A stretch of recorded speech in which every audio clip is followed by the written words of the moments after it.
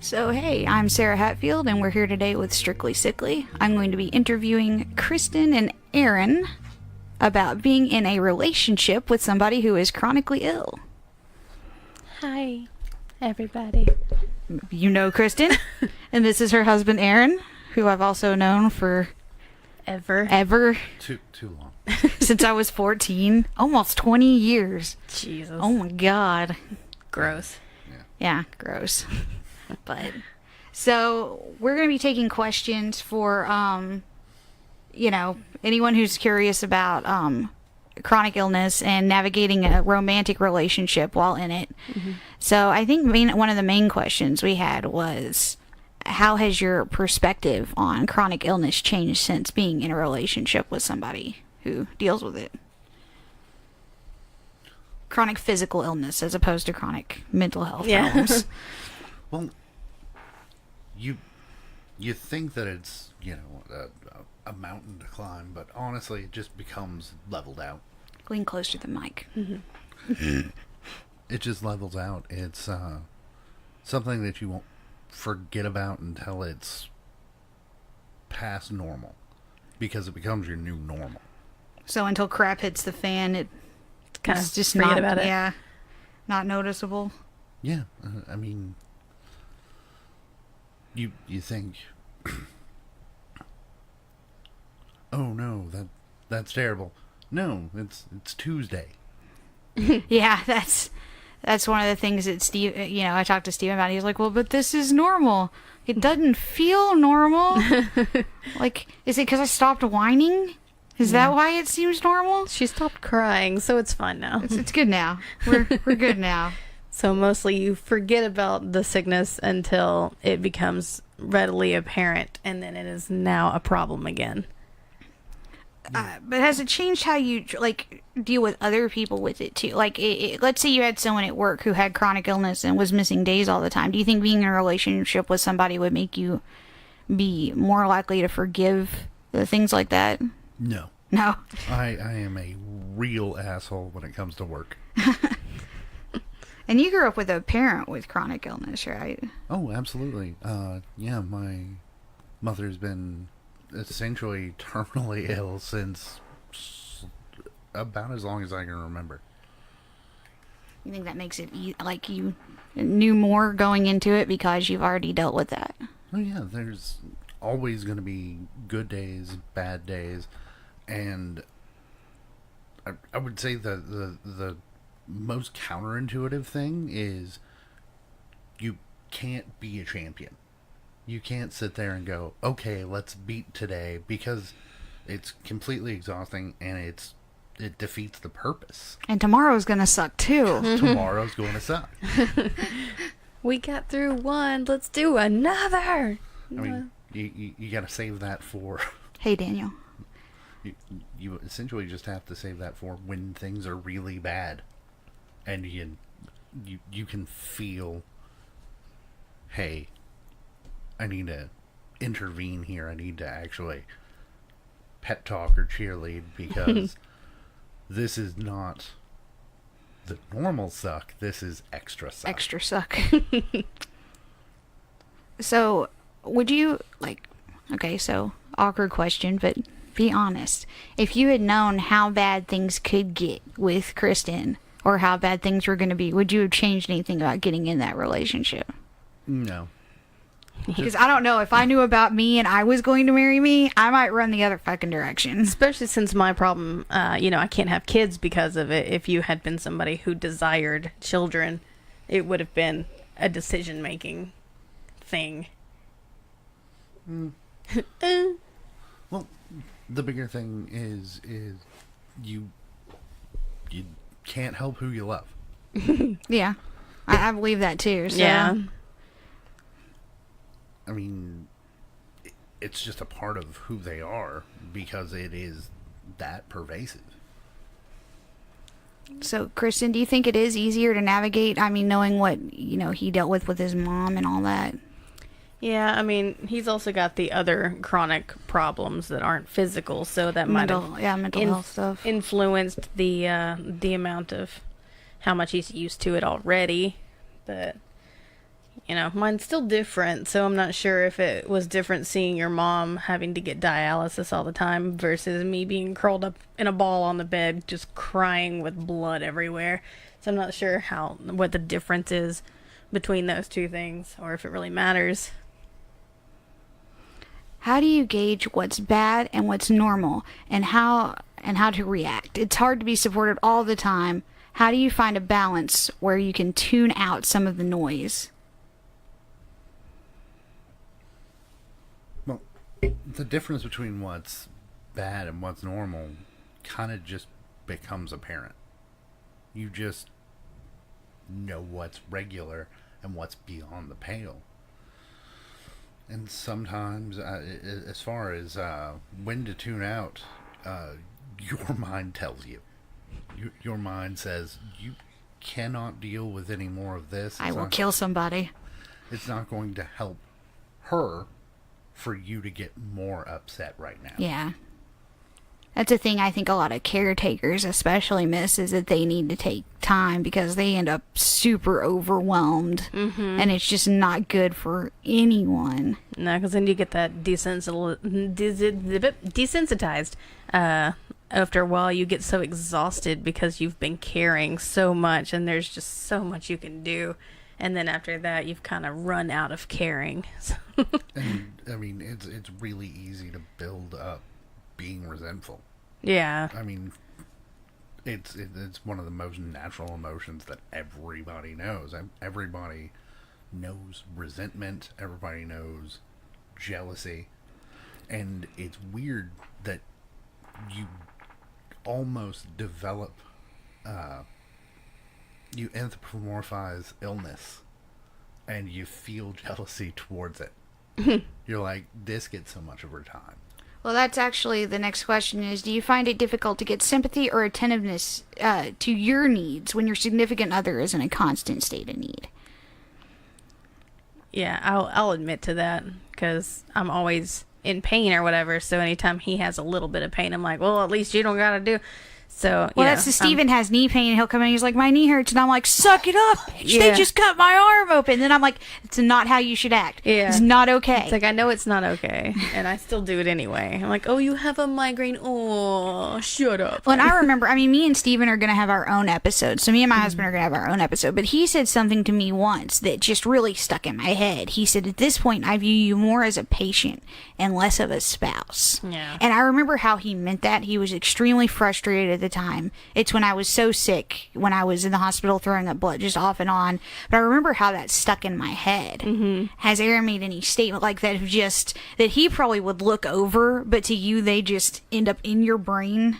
The only one that really ended up in my brain was the time that you said, and I don't know if this is word for word, but you said something along the lines of, I'm not sure if I can keep doing this. No, what was it? It was, I don't know if I can keep... I can't fucking remember what he said now. I remember along the lines of, if things are going to continue in this way, I'm not sure if I can keep doing that. But yeah. I'm not sure if that was in relation to you not getting medical care. Yeah, I'm not sure. Or, like, the way you... And I love you, but you do tend to, like... Because of the way you've been treated by the medical field, you tend to, like, push off things until they're completely crushing. Yeah. Because... Yeah. Which I can understand is frustrating, but then when you've been crapped on by every medical professional in the area, it's kind of hard to keep going back. Yeah. Especially knowing they're going to treat you like crud. Yeah, and that's something that is pervasive. Chronic illness is chronic. Yeah, you got to get right up on it. Chronic illness is chronic, and care providers, doctors, nurses, they may not get it, but the bigger thing is you just start to lose track of people who are chronically ill, get to a point where they're just like, it's not worth the hassle. Yeah You're like, you should take care of yourself, you need to go to the hospital now. Yeah, I was there last week, and they just sent me. So, Yeah, what's the point after that point? When you spent enough time hanging out at the hospital when you were, we dated back in high school and my mom being a nurse, that you know how they treat frequent flyers. And I mean, even if they are actually ill, eventually you get this status in the hospital where they no longer think that they can do anything for you. Yeah. Or they treat you like a junkie or like you're a hypochondriac. Yeah. Especially if your problems are female problems. Yes. Non-visible problems are always the worst. Well, I don't know. It's. I don't think that it's non-visible. It's just, well, what are we going to do about it? Yeah. It's just normal. I don't know nothing No, about that woman it's stuff. not. There are comments coming, but I can't see any of them because the thing hasn't scrolled up. Well, Julie says, being the ill person, I prefer to have people wait until I ask for help instead of following me around. Well, I know that can Yeah. get suffocating when someone's, you know, are you Yeah. okay? Are you okay? Are you okay? Are you feeling okay now? Are you better you okay? now? Just know I will let you know when I am at a point that I can't take it anymore. Well, the other thing is we're taught not to whine. Yeah. So a lot of Keep people that internalized. don't say anything. I have that problem. And here's something from somebody who deals with someone who has chronic illness. Sometimes I'm asking you if you're okay because I want to do something, and I just want to see, gauge out whether or not that's going to be a possibility. Kristin, asking for help constantly has to be a strain. How do you gauge and moderate when you actually do need help? I usually don't ask for it until... Even at She an waits until extreme she's point. bleeding to death in my Yeah. house. I wait until I'm in bed and I can't even form words anymore and I'm just shaking. and Literally there's things that have blood. happened. Yeah, and then he has to just call an ambulance and I keep telling him, don't you dare call that ambulance, and he still calls And it meanwhile, my anyway. kids are at the window. Why is there an ambulance? Yeah. Is So- Kristin dead? I don't think I ever actually ask for help unless... I would say when it gets extreme, but even when it gets extreme, I just kind of lay there and I hope for death. And nothing. So, and I already know my answer to this question. How do you keep from feeling like a burden? And I think I know your answer too. I don't. You don't. I constantly feel like a Yeah, burden. I don't think that's anything that ever, because as good as Steven has always been with me being sick, I will always feel like a cry. And he said, that sounds like a you problem because there's nothing he can do about that. He can say all the nice things in the world, but it's still in my head that I'm a troublemaker. Especially when people say things like, why don't you trade her in for one that's not broken? Yeah. I hope you die. Is there a market for that? Because Oh, God. I don't think that exists. So you're a dude, obviously. Have you noticed the prevalence and difference in care between men and women? Like if you go into an ER and you're sick, what kind of treatment do you get compared to when she goes in and she has a similar claim? Honestly, I don't care for doctors just in general. I don't go to the hospital. If I have like a minor infection where I need antibiotics, I go to the feed store. And I take care of this Which is myself. cheaper. It Yeah. is. It is so much cheaper. Learn how to do math for meds and do yourself a huge favor. I do know math for meds. Yeah. I went to vet tech for a while.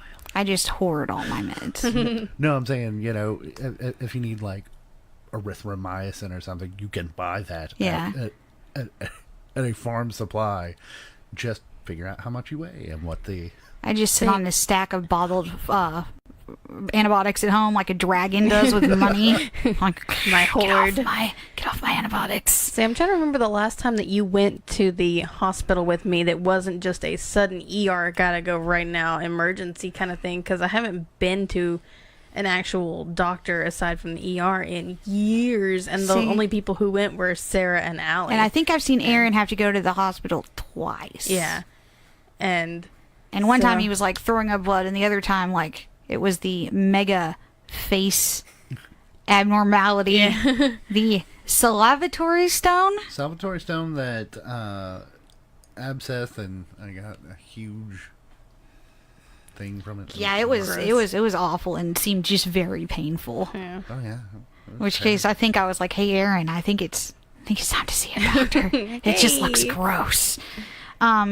Ashton asks, it's pretty normal that couples usually prefer to do a greater number of things together than apart. Since that's not physically a viable option, how do you deal with that? More separate activities, or do you find the other one generally sitting around bored and unhappy that they are stuck at home? How do you combat that feeling? I know you like to go out and do things. Well, and you're more of a homebody in general. Yeah. Well, mixed blessing on that. When we were living in like Oklahoma or Louisiana, I liked to do things that she didn't like to do. Yeah. She didn't want to go with me because, no, screw that. Well, that's how I know, like, I like to travel. And that's not really Steven's thing. So he's like, here, you made a friend. Do that thing with them. Yeah. Because I know I would like to do more things outside of the house sometimes, especially during the winter, because it feels good outside and I can actually do something. But a lot of times it kind of prevents me from doing that. And then there's times that you want to go out to eat or just kind of go out shopping or just kind of go to a festival, an art festival down in Sundance Square or something. And it sounds like fun and I'd like to go, but I just don't feel up to it. And so it usually ends with you stuck at home with me, kind of resenting me for not going and doing those fun things. Well, and that is one of my questions, because I know I've dealt with this. It's hard for me to think about Steven sitting around being bitter towards me. Mm-hmm. And do you think you would bring that up in conversation if that's something that started to get really bad, that you talk that out, or do you think you just keep that internalized? Oh, no, you have to talk that out. You have to acknowledge. You're like, Bottle it up. this is what...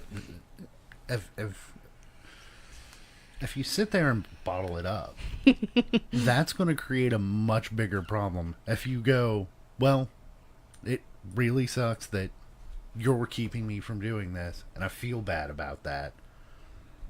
That's something that you can get over and move past. That's a molehill. You step over it. You discuss it out, and then you move on. Meanwhile, if you bottle it up, that's how terrible things happen. Explosive episodes That's of how screaming. murder-suicides happen. Yeah. Anyone else have any questions? Aaron, any thoughts? Any questions? I don't know. It's just one of those things where everybody goes, well, how could you deal with that? How could you not? It's normal. It's the everyday. Just adapt to it. Yeah, I mean, it would be like dealing with me. I have some days where things just don't work out. Mm-hmm. I can't person today. I think that kind of also affects the way that you handle all of this stuff, is the fact that you do have your own problems. And that you understand that there's some things you just can't fix and you just got to deal with, and that's just the normal. And so I think that kind of affects. Yeah, but I mean, physical problems are just worse. I don't know, I think they're both really bad, but I think the fact that you usually don't have physical health problems without also having mental health problems, just because they play into each other so much. yeah. And I know one of the difference between, I mean, we're going to interview Zach and Allie and you and Aaron, and one of the cardinal differences that me and Steven have with every other person in a chronic illness relationship I know is he had no clue. Yeah, you weren't sick when you guys got together. I was healthy when me and him got together, and then initially we thought it was something that was going to get better. What? No. And how I'm going to have to ask you about that after the show. Mm-hmm. So I'm interested to see what the disparity is. Like, are people more likely to end up divorced if they didn't know going in? Like, if it's something that was acquired after they initially got in their marriage? Or is it just as likely to happen if they knew it going in? Yeah. Does it cause the same amount of strife on the marriage, or is it something completely different just because? Well, I think if Leukocytosis. I'm going to have to look that one up. I think if it's incidental during the marriage, and they left you because of it, they were looking for a reason to leave. Well, and one of the top 3 reasons for divorce are financial problems, health problems, and Sex. you say infidelity. Mm-hmm. So generally, the problem is that also physical health problems play into financial problems. So then you end up with two of the big three. Yeah. And also chronic illness, especially if it involves your sex life. It There's all can three. lead to cheating. It always involves your sex life. Yeah, that is true. Oh, I've had a cold for 36 years. That would still affect your libido. Yeah. I saw that. Your mom, your dad, and Aaron all warned me about you. Thanks, Steven. Thanks, Aaron. Are there any activities you can't do together that you wish you could? I used to like hiking a lot. I can't really do that anymore. I'd like to go traveling, but I'm kind of afraid of being out and around and then suddenly having an emergency and having to find a hospital or something. I don't know. I guess it's just a weird assumption that everybody made that I was in good health. I am not. I'm in terrible health. Anything that she couldn't, there are lots of things that we don't do because neither of us can or want to do it. I mean, hiking around sounds fun, but my feet get tired.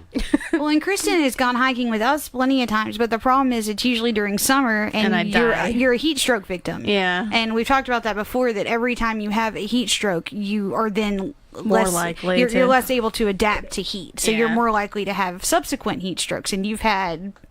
I've had 2 confirmed and 1 I think. Yeah. So you're at this point, you just should not live in Texas. Once you it should gets run. over 70 degrees Fahrenheit, it is too hot for me. So, yeah. Ashton says, I think physical problems are worse because they are visible. People see that you're sick and treat you different. Mental problems, they just treat you like you're an asshole. I don't know if that makes it better or worse, though. 'Cause with mental health, they just go, well, it's just in your head. Why don't you just think happy thoughts? Oh, God, I hate that. Damn it, God. Otto, stop having lupus. Yeah. It's just so aggravating. When are you going to get better? Never. Never. This is forever. Yeah. And how would you respond to someone who said something like, well, then why don't you just find a new one? Just trade that one in. Why? I don't get it.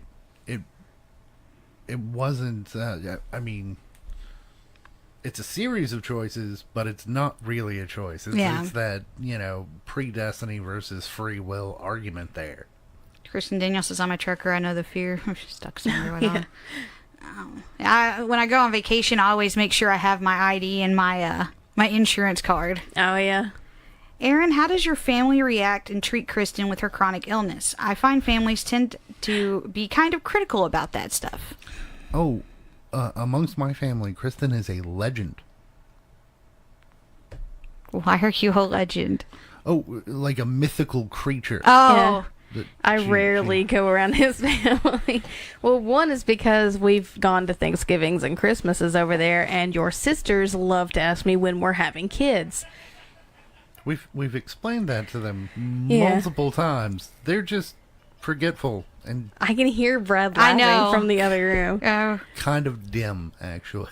Yeah, and I got sick and tired of them asking, when are you going to have kids? And then having to explain that that wasn't a possibility or that we even wanted that. And that just made me tired. And then the year that we were there at Thanksgiving and I got that the chronic bronchitis started then. Mm-hmm. And they all treated me like I was infected with something and contagious. And I was like, could you please go get him? Please just go get him. And they're like, who does she need? Somebody go get somebody. And they treated me like I was disgusting. And so I just kind of quit hanging out over there. I know the argument I've had over and over back in the day with a couple people at Steven's family is they just thought that I was overreacting. Yeah. And honestly, they had no proof from a doctor at that point. So why should they believe me?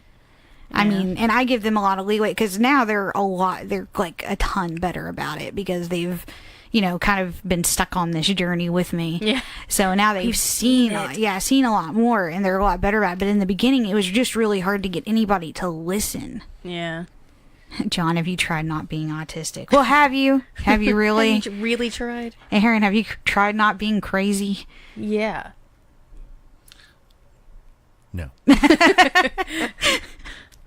It's a lifestyle. You gotta live it. So if it was Zach or Allie or me and Steven, what questions would y'all have any different questions or other questions that y'all would? Well, we're all 3 different relationships because you've been married for, what, 14 years or something? Something like that. And then Allie and Zach have been together a year, 2 years? I think we're going on. Steven, how long have we been married? Is it 13 or 14 years? Well, A long time. My biggest question for Stephen, because I've witnessed 2 miracles that he has done, is what is his 3rd miracle, and what religion would he like to be canonized in, because he's a freaking saint? What miracles has he done? Maybe after. Okay, maybe after. God, now I'm curious about Yeah. these things. Steven is pretty awesome. Oh, God. I'm interested to have him on the show. So I'm not sure what I would ask because we've got the 3 different things there, and then you've got 2 kids. Allie and Zach want kids. We don't want kids. So it's 3 very different dynamics. So I couldn't even think of questions for our interview thing. I know y'all are frustrating. I'm terrible at Y'all are thinking of completely questions. frustrating. Really quick, in case anybody in the comments 13 years. wanted to say something about how not wanting kids is selfish. Shut up. I don't think we have anybody that would comment something like Yeah. that. We had a whole episode. Last episode was talking about kids and chronic illness, so they should know better. Well, I don't think anybody that watches this would say something like that. Yeah. Crap. I lost my train of thought. No. 13 years. 13 years is a long time. But, see, one of the questions I threw at Allie that was kind of a harsh question is, knowing you're chronically ill, you still going to decide to have kids. Like, have you ever wondered if things got worse? What would you do then? Yeah. And, I mean, if you had ever wanted kids, would being chronically ill have changed your mind? Yeah. Yeah. Because if I had ever wanted a kid, I would want to be able to chase them around and play with them and take them out to the park and that kind of crap. And I can't do any of that. Yeah. And so I wouldn't want to have a kid knowing that it's going to be at home with me watching TV because that's all I can manage. So John, actually, I'd be pretty interested in having you on. So I'll message you after the show and I'll figure out, because we've got a couple episodes scheduled out. But yeah, because autism is an interesting. If you don't mind talking about that, that's a really interesting subject to me. But back to the having kids while chronically ill. That's a thing. Your kids will resent you. I love my mother, but I had a great childhood that was punctuated with certain parts of just, well, why doesn't she just get up? Yeah. Why doesn't she just go do this anyway? Yeah, Catherine says definitely not selfish and definitely not anyone else's business. Yeah. And John says I wouldn't want to pass on my hell to anyone. Yeah, that's another thing. If I ever had a girl, she's going to have what I have, and it is hell. So, well, I didn't know until after I had Caitlin. It was actually being pregnant with her that made mine worse. Yeah. And ended up in a diagnosis. So I didn't know that when I had a kid. Yeah. And sometimes I wonder if I'd known how bad things were going to be. Like, I'd still want my kids, but I also want to be able to do the stuff that other parents can do. And I hate the fact that I've traumatized my children. yeah, like, are you okay? Caitlin comes to wake me up in the middle of the night because she's worried. Like, she did that for a while after I had the blood incident, and then after the blood clot, because someone let that slip to her what I'd had, and she Googled it. Oh, and of course, lovely. the stats on blood clots are terrifying. 1 in 3 people just instant drop dead, which I'm glad I didn't know when I had it, because I was not scared, and I'm glad I was not, because afterwards I was like, oh, that's horrifying. Oh. I'm glad I'm not dead or incapacitated with a brain injury. Yeah.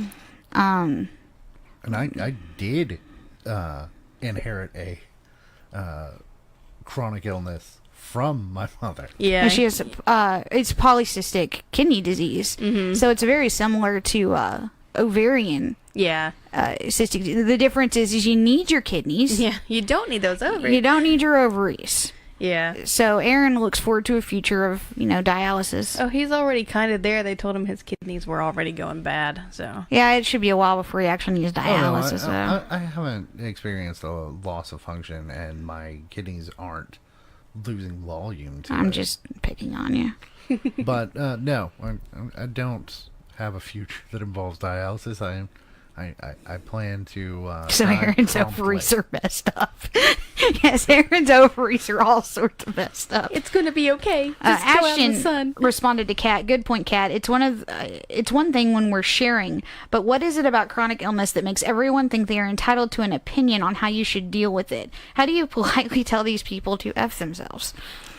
Well, I mean, it's like, does anybody ask Not about politely. Does anybody ask about your technique about fucking? Yeah. Well, that's the awkward thing about people asking have had kids, and I feel like that's really gross. Like at Are one you point, having unprotected sex on a regular basis? yeah, at one point, an older member of my family asked when I was going to have more kids, and I was like, no, I'm a virgin. I've never done that. I never. don't do that. I'm good, sir. Cut out Aaron's ovaries. Daniel says my son does that every night, calling me 4 times every night. It's just a thing. Whenever somebody is asking, well, how do you deal with that? It's just something that I do. It's something that I enjoy. I wonder though, because I know that there's people who ask about that and try to give their opinion on it to actually try to help. Yeah. Thinking that maybe there's something you missed and looking up things that you could do, but I feel like most of the time it just feels like they're being so Condescending? Yeah, like, well, have you thought about this? Yes, I absolutely have. Well, I've gotten some interesting, like, people that want to pitch products to me that they've tried. And yeah. just a lot of it, I'm like, well, thank you for your advice. And if I had any sort of money, I'm willing to try anything But short I of voodoo at this don't. point. Yeah. My cat says I have plenty of ideas on how to do that, and none of which are strictly polite. That's true. So what do you have against voodoo? It was a joke. I would go as far as voodoo to try and cure myself at this Devil point. worship, let's do it. But whenever somebody has suggestions, you just like anybody wanting to talk to you about religion, it's a major life decision. You politely nod and you go, "Oh, sure, I'll keep that in mind." Yeah. Then you shut the door and laugh at them. Ashton says, what holistic thing have you actually tried out of desperation? I've tried yoga. I have tried different exercise stuff. People said that going jogging or hiking would help, or that swimming does help, but Swimming, not I permanently. find actually to be one of the few things that while I'm doing it, I feel better. Yeah, I feel weightless, so it actually helps a lot. But I have tried taking, for the other problems, mood-enhancing drugs. I have tried their heating pad things that you kind of stick to you that are supposed to help. Say a tinge unit is something they're pitching now for cramps, which is something I actually used on my hand that did help some. Is that the shocky thing? Yeah, because what it's trying to do is, like the stimulator I had in my back, it's trying to cancel out pain signals along your nerve with electrical impulses. Yeah, I tried out your hand thingy whenever you had it, and it didn't help with Well, the that. thing was, I don't see how it would help, and I don't mean this to sound tacky, but if you're overweight, Yeah, how would it get to it? It seems to me like you'd have to be very, very thin, at least, for that to work. Yeah. And two, like, they're internal organs. They're under a layer of muscle and fat. So I think what it's mostly going to do is contract that muscle. You apply them internally. Oh, gross. Salon So, yeah, pus I've tried does help some. a lot of different holistic things to help with my pain, and it does not do anything except for the being in water, because it kind of takes all the pressure off, and I feel no pain, and it feels so good. But then as soon as I get out of the pool, it just all comes back, and it hurts twice as much, and it's just... Well, and I found a lot of stuff that'll minorly help my hand, but I've never found anything that helps the endo-PCOS pain. It's kind of hard to help with pain of internal organs. Yeah. I don't have those. Oh, I was just have I tried any other Oh, hippie medicine. hippie? Oh, I tried the oils. Essential oils. Yeah, and that didn't do anything. I don't see how those would affect your like, I can understand how certain smells might affect your mental well-being. Yeah, Because it's it's like, aromatherapy, but well, it's it's strongly associated with memory, but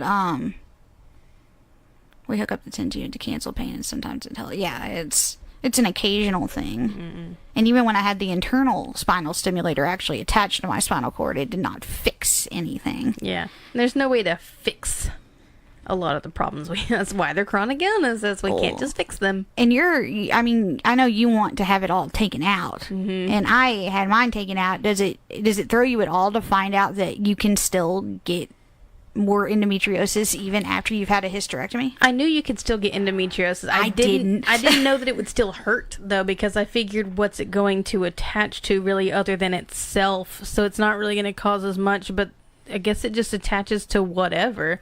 Well, small intestine in my case, or your appendix. If you have the whole thing, you should have your appendix out too. I still think I should get it all removed, though. Nobody listens to you. No. Does chronic illness ever drive you to less legal means of pain management, and how does your spouse feel about that? And in Texas, I think we'd be talking about smoking marijuana. Oh yeah, I'm totally on board. I'd love to, but I don't have the money to do it illegally. And I know I've tried to procure for you before, and the problem being is that since it's not legal here, you can't pick. Like if it was legal, you could find out a strain and an amount that would be helpful instead of going too far or not far enough. And the problem with it not having legality is you don't have that ability. You're stuck with whatever can't comparison shop. Yeah. And also you just have no guarantees. I mean, it could be crap marijuana, absolute garbage, or it could be ridiculously strong, and it could vary from day to day. Yeah. Allie, Oh. It's done that a few times already. Okay. She says she's had her uterus ripped out and she still has pain. Yeah. Which, me too. Well, y'all aren't encouraging, are you?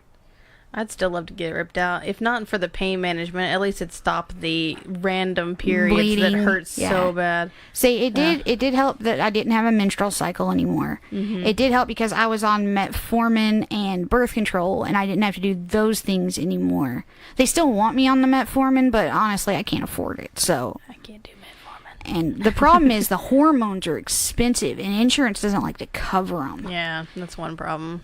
And because my endo had attached in other places, they wanted me off hormones totally for a year before they put me back on hormones. And as soon as I started taking those, I think it fed immediately the endometriosis and made it grow back again immediately.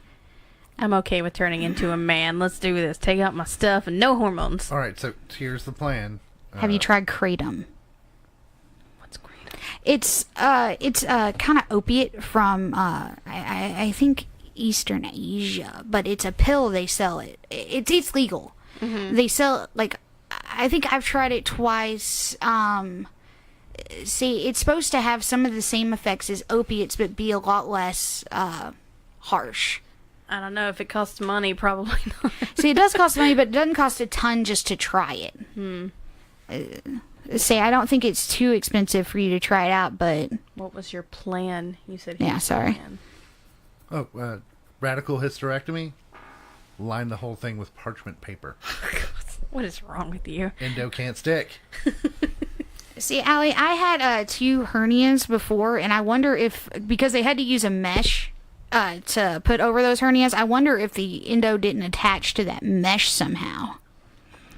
It does seem like it would attach to anything. Yeah. Wasn't that a dissolve?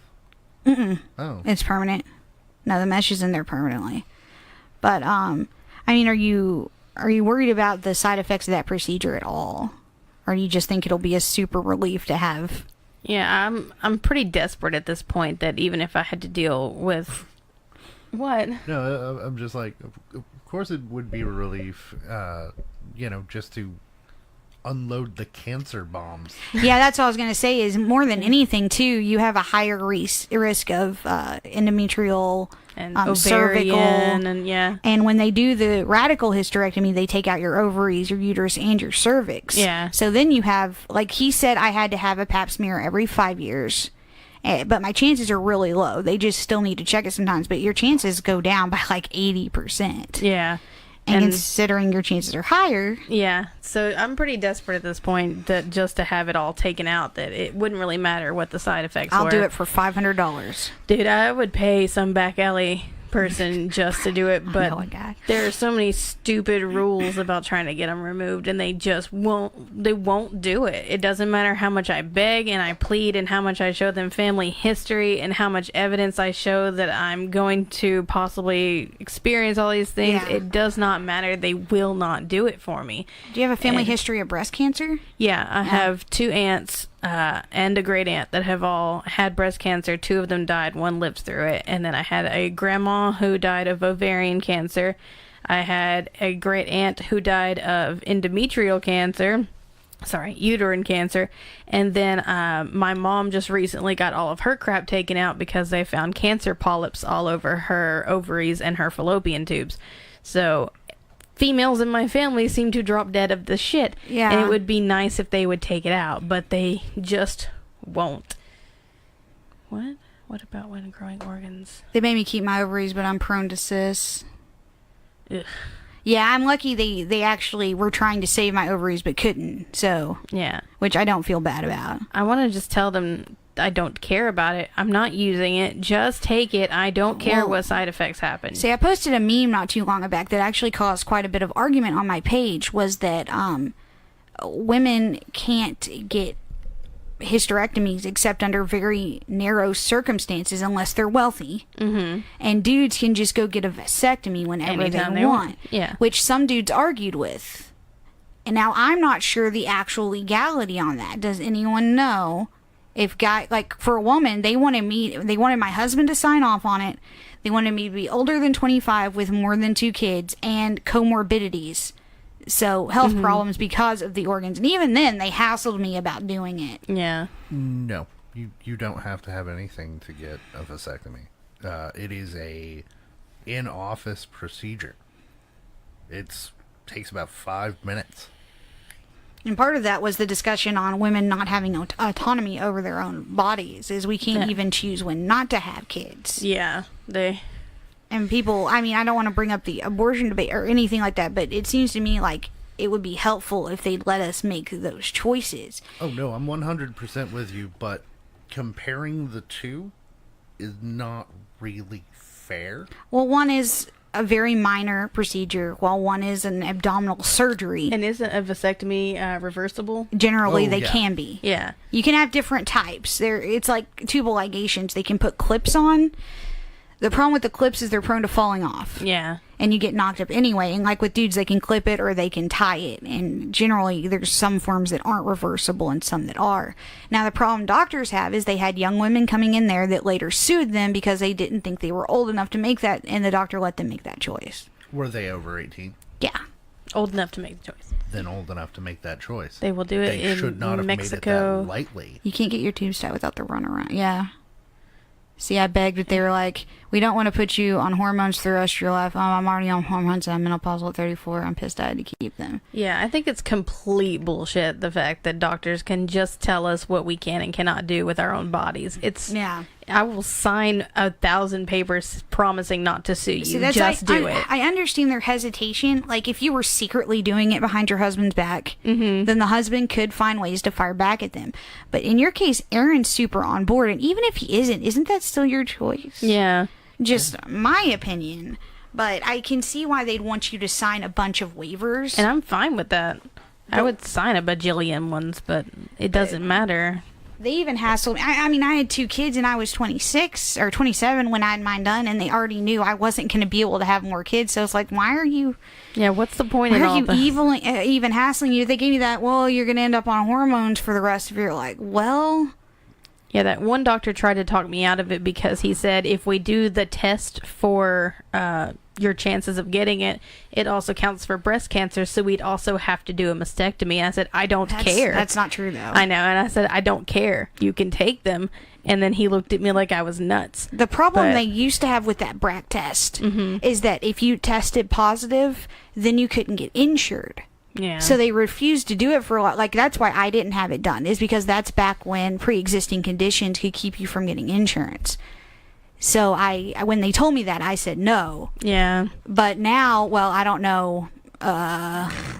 I don't know if pre-existing conditions are going to be grandfathered in after some of the stuff going on. So I don't have health insurance anyway, so it doesn't matter. I have the Choctaw Nation, and their rules are so ridiculous that I don't recommend anybody getting their health care through the Choctaw Nation. Well, you have Native American tribe insurance, and I've seen how they work. I mean, we took you to those doctor's appointments, and it was just awful. It was worse than a Medicaid office. I mean, the kids have always been on Medicaid, and this place was just a nightmare. I get not having something irreversible at 18 with no kids, but later on without kids and there's a medical reason, give papers to sign and do it. It shouldn't be so difficult. I it shouldn't be that difficult. Well, I'm not a doctor. Mm-hmm. So I can't really stand to that. But at a certain point, at a certain professional level, people can just refuse to do something for you. However, they should be able to recommend somebody else. Yeah. Mm-hmm. And that's what happened with the Choctaw people. There was the OBGYN who she genuinely cared about what was going on. She really wanted to help. She explained everything that was going on with my body, everything that was wrong with it. And she said, I'm going to give you over to a surgeon who is going to do this for you because I'm going to send your file and he will see how bad this is and he will take them out for you. And I recommend you get everything taken out. And then I went to the surgeon who promptly sat me down, said I didn't have any problems. I was making all this up. Are you sure you have these problems? Pulled out a list of questionnaires and started asking me questions until I broke down crying. And I was like, what is wrong with you? Why can't I get this done? And I was with you at that point because I came home and you asked what had happened. And I said I didn't actually finish the appointment. I walked out of there crying. Your volume's still low. You need to just mouth hug that mic when get you right talk. up on it. Just low. I do what I want. Have you ever wanted to just grab a doctor and shake them when you're dealing with her issues? Just... No. No? Shaking someone doesn't do much. Wanted to strike them. Striking them probably wouldn't do much either, but... No, but I've wanted to too when I've taken you or Allie to the doctor and they're just, I want to hit you so bad, dude. Just... And that's why everyone, if you can afford health insurance, also get legal insurance. Just in case. Well, I mean, if a doctor refuses to listen to you, that is 100% malpractice. I feel like I should have sued that surgeon because he was so condescending and so just waving me off. Like, I was in there for no reason. I was wasting his time. And, God, that was the one place that I left just bawling my eyes out. And I went back to that doctor who sent me there and told her what happened. And she called him up and left the room. And she said, oh, no, I will not stand for this. I never knew. I don't know what happened after that, but I do know she was also very upset with the way he treated me. So it's clearly not just me. Yeah. No, I mean, I've noted the way they've talked to you and Allie and myself. I mean, you can always just record what's going on. I should start doing that. Just bring a recorder. They actually have signs in a lot of doctors' offices now that say no recording devices because of HIPAA violate. But when it's your own appointment too, and you're not, I can understand if you were getting someone else's health information. But like when they were going in to remove the stitches from my arm, I was like, can I video that? No. Well, it's my arm. Yeah. Well, it's Texas. Only one party has to know. And you just do whatever you want because you're a party to this. So you admit our first kid was a mistake. Yes. I can understand at 18. I made a ton of crap decisions at 18, like unprotected chest, sex of a child, before I became a real adult. Yeah, I was 20 and I still was not a real adult. Yeah. I don't know. I grew up really fast, so I was pretty mature at 18. I was already out of high school and looking into college and already living on my own, basically, and I had complete, can't pronounce the word, autonomy. Yeah. And so, I don't know. I was pretty mature at that age. I didn't go see that doctor about getting my stuff removed till I was 20, and they still, don't care. So Well, and even at the age you are now, they don't care. Yeah, they still don't care. I haven't been to a doctor in a while, but the last one, that ER trip, if I had spoken up, he might have actually helped me, because when I went in there in the ER, he said, "What's going on? What's wrong?" And I said, "These are my problems." And he asked about my medical history. I said, "I have PCOS and endometriosis." And he stopped and he looked at me. He said, "You have endometriosis?" And I didn't really speak up. I was like, yeah, kinda. And then he just was like, and then he got distracted by all the doctors. But if I had spoken up and said, "Yes, I have it, what can you do to help me?" he might have been able to do something, or he might have recommend someone. Yeah, because he was some old guy standing at the back of the room, hadn't even told me was his it name. Lucas? I don't know. I don't remember what hospital. Because this was Lucas is the one I saw at Waltz. He's shorter but older gentleman, gray hair. But he had gray hair. He's the one that could have he could have booted me with that blood clot, because my initial test showed nothing. But he chose to actually keep me back, and it might have. I don't know what hospital I was at. I don't remember his name. I remember him being older with gray hair, standing in the back of the room and saying, "Oh, you have endometriosis." And then if I had just said but it's something, hard when you're in that when you're in that moment. That was the day that I had been taken from your house in an ambulance, so I was not at my peak. I'm going to make conversation. Well, I think it's one of those things that you really just have to practice. I mean, taking an advocate with you is good. Taking a legal advocate with you is better, but nothing's better than practicing what you're going to say, getting the important information out, and and conveying it at a level that has the urgency and the crisis level that's appropriate for the situation, because you tend to demur. So Brad was there with me with the blood clot thing, and he did help talk to the doctor. And I think coming from someone else, it does make it different. And that's one of the things we want to do through this podcast, is have volunteer advocates go with you to the hospital. Yeah, and writing it down is something else I do before doctor's appointments. I started typing up a family history. I had it all typed up, and I would hand it to the doctor, and then they would look at me like I was insane. But it's because I can't speak to people. So here's it written down. And also documenting symptoms, what's been going on, why am I here now? Yeah, I did that. And yeah, you were right. I do tend to, if somebody's like, "What's your pain on 1 to 10?" and it's a 10, I'm going to say 8, because I think if I say 10, they're going to think I'm lying. Yeah, so if they're like, "How bad is it?" 1 to 10, well, I can't say 10. They're going to think I'm overreacting. I can't say 9 because they're going to think that's extreme, so I'll just say 8. Or if they're saying, "Are you feeling any pain right now?" and it hurts, I'm probably just going to say, "Not really." I've only had pain of a 10 twice. I had it the once. It's a kidney stone and blood clot. And my 10 will change again, because it has changed several times. But so, any other conversation, topics, questions? There's comments that I can't read. So you met our friend. It's Brad talking to... Oh. That's in a public location. Private locations and government buildings have different rules for filming.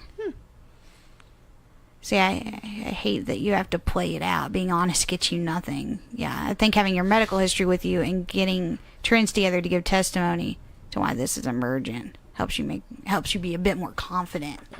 I'm not very confident because of the way doctors have treated me. I'm so used to people writing me off and sending me home saying, "Get over it," or "You're exaggerating," that it kind of puts it into your mind, maybe I am exaggerating. Yeah. So when you feel like it's a 10...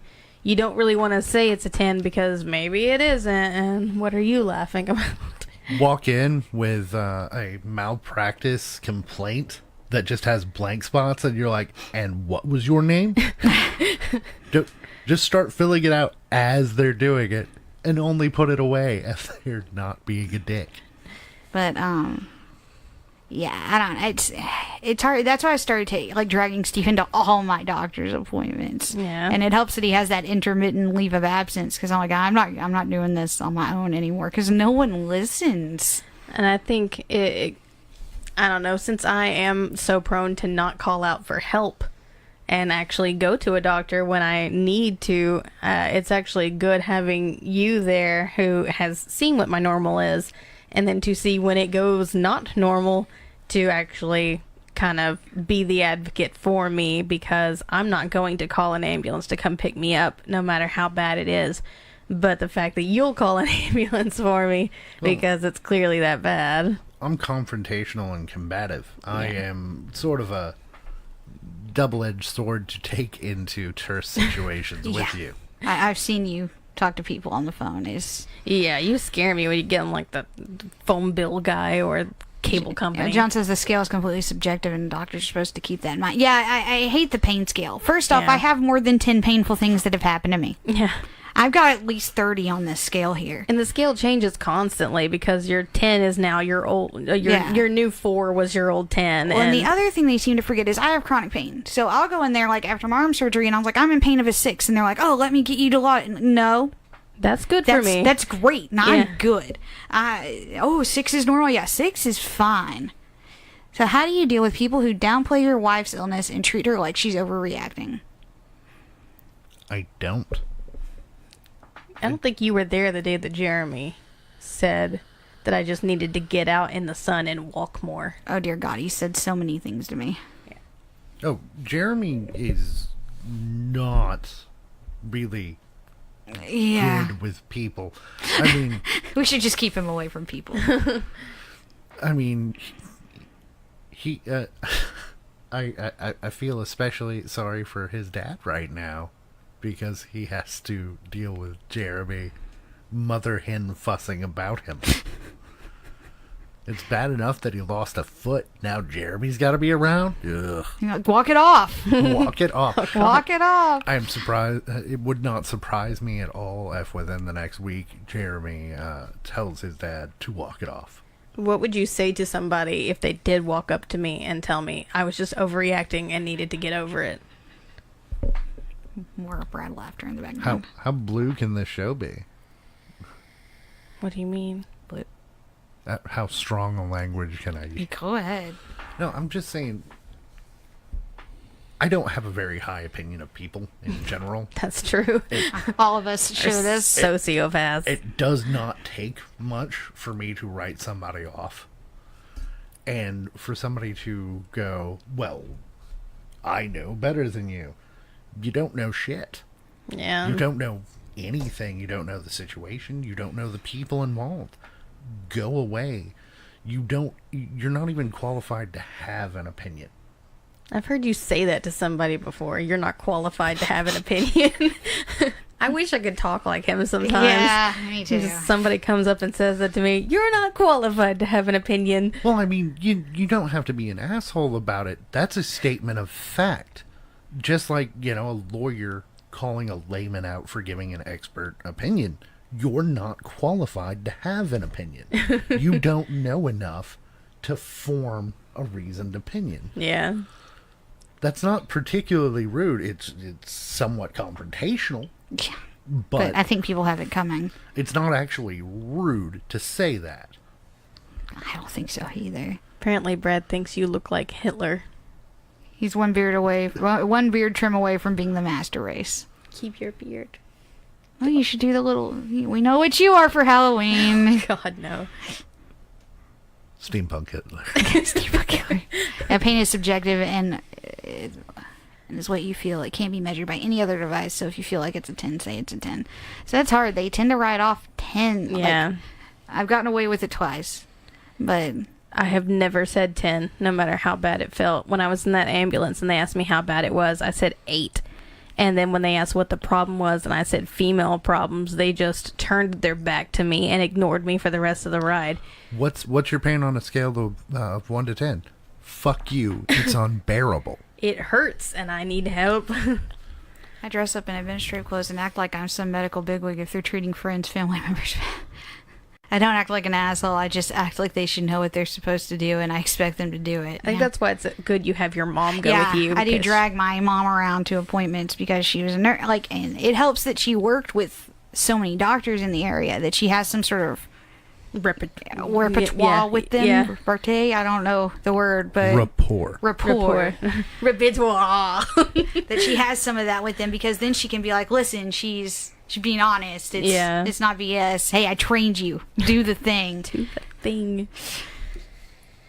But I don't know. I just don't get why it should be necessary to take people with you. It is. Do it. But I don't understand what disconnect, what part of medical training it was to go beyond... Ignore your patient. Yeah, go beyond, professional distance and just go look right down on them and go, meh, fuck yourself. Yeah, I don't get it either. I don't know, but that does seem to be 90% of the doctors that I have seen. That's their thing. It's just, fuck it. You have lady problems. It's because you're fat. Yeah. Yeah, but it's because you're fat. Oh my god. Like, dude, I was in perfect shape until I had these problems. Then I ballooned. You have sleep apnea. It's because you're fat. Well, those two things are very much related. The problem is I lose consciousness while I'm driving. Yeah. That's a problem. Let's deal with immediate. Yeah. So, it's about a wrap-up time. Is there anything else Anything you want to add about life with a forever ill person? A day in the life of the husband of a chronically ill person. Is there a level of sick that she could get that would make you go, this? Yes. Fuck it. I mean, to be completely honest, that is a thing. Is it when you have to start wiping my ass? Because I understand. Well, say I'd tell Steven, like, if I ever wound up in a wheelchair, like, with a head you injury, kill me. like, well, don't take care of me. Put me somewhere or kill me. Yeah. No. It's not debilitation. It's suffering. It's not that I can't take care of you. It's that there's a certain point at which seeing you suffer is just going to make me want to kill myself. And that's it. Yeah. And watching you suffer is killing me. And that's not going to be helpful to anyone. So the smarter thing to do would just be bounce. Leave them to fend for themselves. Well, that's when I'd advocate for legalized euthanasia, but that's a whole nother episode. Yeah. And the thing about that is killing her and leaving her are two different things. Anybody who says that there's no point at which they're not going to be out, I mean... I cannot wipe your ass. I'm sorry. That's just... I can't. It's ridiculous. You won't know it until you see it. Yeah. We haven't been that close yet. Yeah. Because I think the worst I got was that ambulance ride. That's probably the worst it's been. And that was 2 years ago? 3 years ago? Something like that? It was a while ago. Yeah, it was quite a while. Because it was like the second year. Like, was it the first year y'all were living with us? It might have been the first year. The kids were still pretty little. Because they were confused about... Like, now Caitlin would get it, but she was confused about what was going on. So it's been like 3 years since that. And since then, I've either gotten better at hiding it, or I've just gotten better with dealing with it. So, well, I do notice over time that I get a new normal. Mm-hmm. I do. It's not that I get used to it. So, I guess I do get used to it. But there's always things that make me go, oh, maybe I'm not actually used to it. Yeah. I don't know. Well, it's kind of, I guess, the same thing with the pain scale thing. Like, what used to be my 10. The worst pain I had it's ever not like felt. A 4. Yeah, it's now like a 4. And my new 10 now, back then, I could not have even fathomed. Mm-hmm. So it's just the change in it. And then over time, you just kind of adapt to, well, I always hurt. And that's just how it is. And then I guess it's not like the pain gets any better. I guess it just kind of goes in the back of your mind. It's always there, but it just... And now we need to remember all these questions for the next episode. Oh, yeah. Good luck. We're going to have to save them all. All of them. All the questions. Well, I appreciate you coming out and doing this, Aaron. Do you have any last comments? The first of our victims. We kill you after this, just by the way. Yeah. I hope you ate hearty. Okay, well. So if anybody else in the BS, you'd stick it out, Kat. You're a caregiver. Okay, well, hey, thanks everyone for watching. Come back and see our part 2 when? When are you doing part 2 with Steven?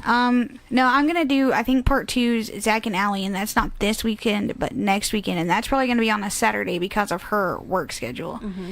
Now, Steven, I'm either going to have him do Friday before that or the Friday after that.